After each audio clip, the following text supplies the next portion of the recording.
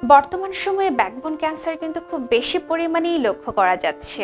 যারা একটু বেশি স্বাস্থ্য সচেতন তারা নিয়মিত হাঁটা বা দৌড়ানোর মতো সাধারণ এক্সারসাইজগুলো চালিয়ে গেলেও শরীরের পেছনের অংশের এক্সারসাইজ নিয়ে কিন্তু তারা একদমই ভাবেন না। ফলে ব্যায়াম করার পরেও কিন্তু রক্ত চলাচলে বিঘ্ন ঘটতে পারে তাদের ব্যাকবোনে। পরিশেষে নানা ধরনের রোগের উপদ্রব ঘটতে পারে তাদের শরীরে। যাদের দীর্ঘক্ষণ অফিসে কিংবা কম্পিউটারে বসে কাজ করার কারণে ঘাড় ও পিঠে ব্যথা করে তাদের জন্য এই ম্যাসাজ চেয়ার বিশেষ উপকারী।